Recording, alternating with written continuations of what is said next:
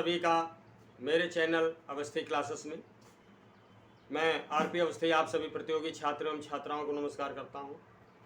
तो हम पढ़ रहे थे भारतीय इतिहास, और भारतीय इतिहास में पूर्व के लेक्चर में हमने पढ़ा था चंद्रगुप्त मौर्य के बारे में तथा मौर्य वंश की स्थापना के बारे में। तो उससे आगे आज पढ़ते हैं बिंदुसार के विषय में। तो आइए पढ़ते हैं बिंदुसार।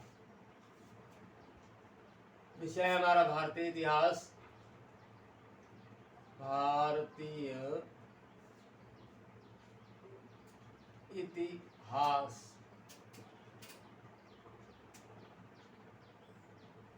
बिंदुसार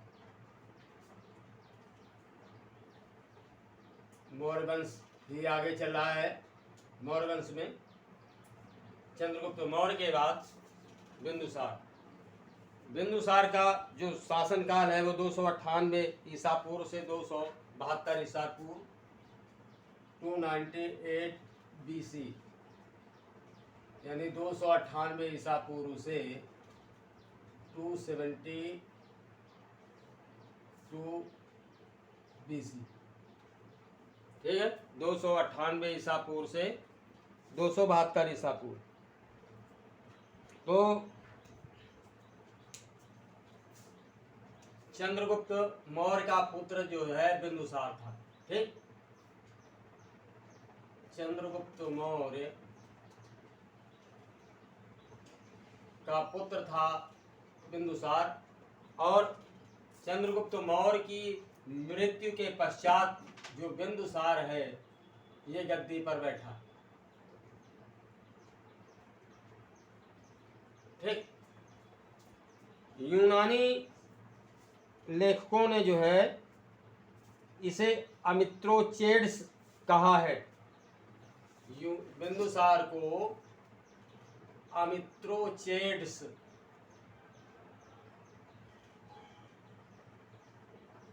इस नाम से पुकारा है यूनानी लेखकों ने। ठीक, यूनानी लेखक इसे जो है अमित्रोचेड्स कहते हैं।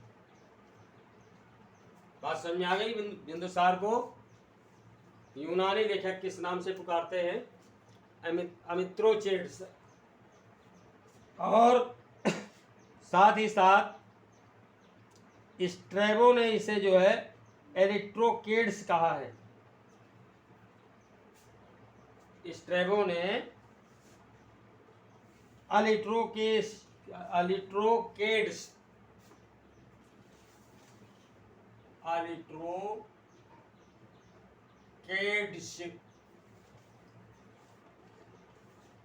ये किसने कहा है? स्ट्रैबो। ये भी इतिहासकार हैं। तो इन्होंने जो है बिंदुसार को अलिट्रोकेड्स कहा है। फ्लीट ने बिंदुसार को जो है अमित्रघात यानी अमित्रघात, शत्रुओं का वध करने वाला, अमित्रघात, शत्रुओं का वध करने वाला। ठीक, ये नाम किसने दिया है? फ्लीट ने चंद्रगुप्त मौर्य को अमित्रघात कहा है, यानी शत्रुओं का वध करने वाला। तो इस तरह से आप देख रहे हैं कि इतिहास में बिंदुसार को अलग अलग नामों से जाना गया। ये नाम आप देख रहे हैं। और गद्दी पर बैठने के उपरांत इसे जो है कई दिक्कतों का सामना करना पड़ा। दक्षिण भारत की विजय इसने की या नहीं की, ये स्पष्ट नहीं हो पाता है। मैंने आपको बताया था कि नर्मदा नदी के किनारे तक जो है चंद्रगुप्त मौर्य का साम्राज्य था। उससे आगे यानी दक्षिण भारत विजय अभियान बिंदुसार का रहा या नहीं रहा, ये बात स्पष्ट नहीं होती है। लेकिन एक बात जरूर स्पष्ट है कि चंद्रगुप्त मौर्य ने जिस शासन की स्थापना की, जो शासन सीमा इसने निर्धारित की, चंद्रगुप्त मौर्य ने जो राज्य सीमा बनाई, उसको बिंदुसार ने अक्षुण्ण रखा, बनाए रखा, उसको कहीं से भी नष्ट नहीं होने दिया। यानी जो साम्राज्य सीमा थी चंद्रगुप्त मौर्य की, वो बिंदुसार के समय तक बराबर बनी रही। आगे हम देखते हैं कि जो है दिव्यावधान में बताया गया है कि बिंदुसार के समय में तक्षशिला में 2 विद्रोह हुए। तक्षशिला में जो है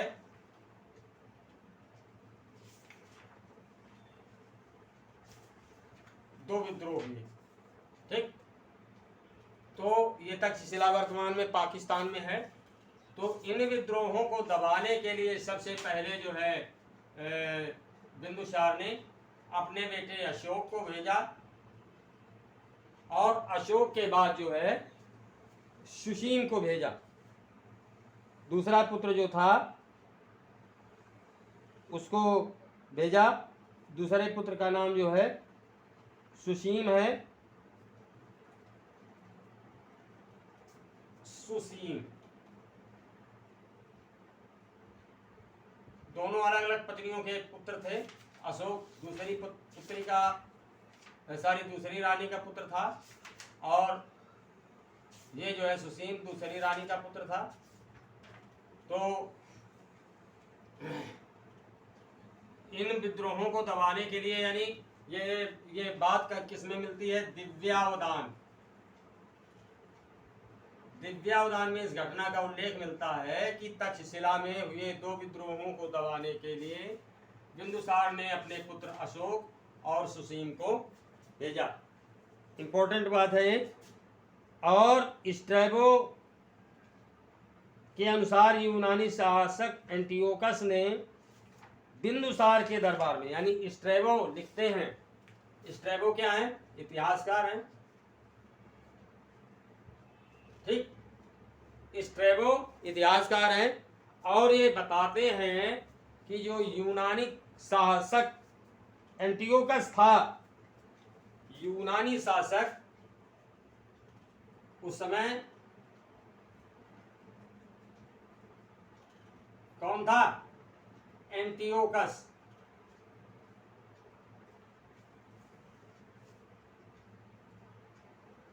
इसने जो है बिंदुसार के दरबार में एक राजदूत भेजा। ठीक, एंटियोकस ने, यूनानी शासक एंटियोकस ने बिंदुसार के दरबार में एक राजदूत भेजा, और इस राजदूत का नाम था डाइमेकस। पूछा गया है सवाल परीक्षाओं में, इस राजदूत का नाम था डाइमेकस। यानी स्ट्रैबो बताते हैं कि यूनानी शासक एंटियोकस ने बिंदुसार के दरबार में डाइमेकस नाम के राजदूत को भेजा, और साथ ही साथ एक घटना और भी आती है कि एथीनियस नाम के एक यूनानी लेखक ने लिखा है। एथीनियस नाम का एक यूनानी लेखक है। ठीक, ये क्या है? लेखक है यूनानी। तो इसने इस बात का जिक्र किया है कि एंटियोकस से ये जो एंटियोकस है, यानी यूनानी शासक है, उससे बिंदुसार ने अंजीर, सूखी अंजीर, मदिरा और राजदूत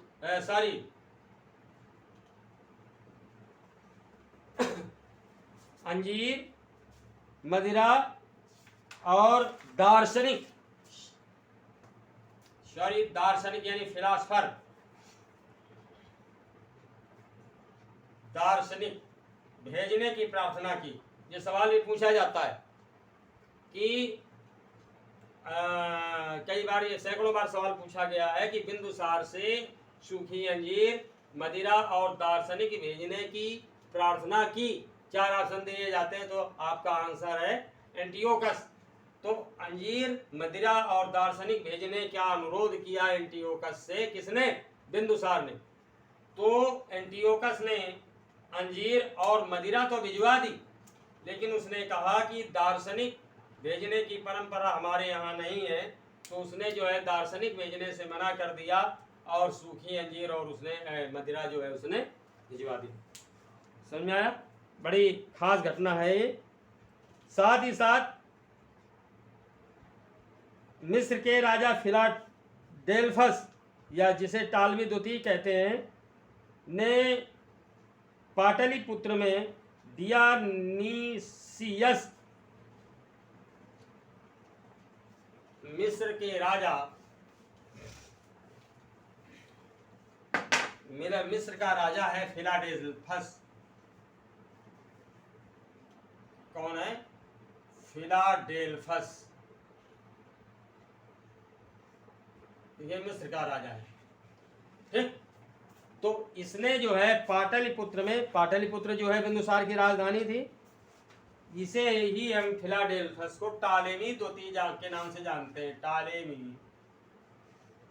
द्वितीय इस नाम से जानते हैं।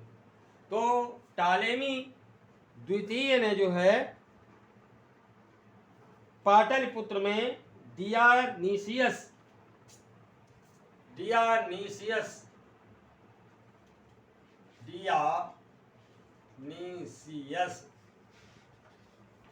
नाम के राजदूत को पाटलिपुत्र में भेजा। ठीक, पाटलिपुत्र में राजदूत को भेजा, अम्बासडर। और इसका मतलब आप देख रहे हैं कि मजबूरी थी यूनानियों की कि मौर्य राजाओं के साथ वो अपने संबंध अच्छे कर सकें, क्योंकि इनका साम्राज्य अधिक सुदृढ़ था। अगर ये साम्राज्य इनका सुदृढ़ न होता तो यूनानी आक्रमणकारियों ने या यूनानियों ने यहाँ जो है जो पश्चिमोत्तर क्षेत्र है भारत का, वहाँ पर कब्जा कर लिया होता। तो मजबूरी थी इनकी। तो इस तरह से ये जो है राजदूत भेज करके इन राजाओं से अपने संबंध अच्छे बनाए रखते थे। ये इनका एक ऐसा सिद्धांत था कि इस तरीके से ये अपने संबंध मधुर बनाए रख सकते हैं। बिंदुसार जो है आजीवक संप्रदाय का अनुयायी था। ठीक, बिंदुसार जो है आजीवक संप्रदाय का अनुयायी था।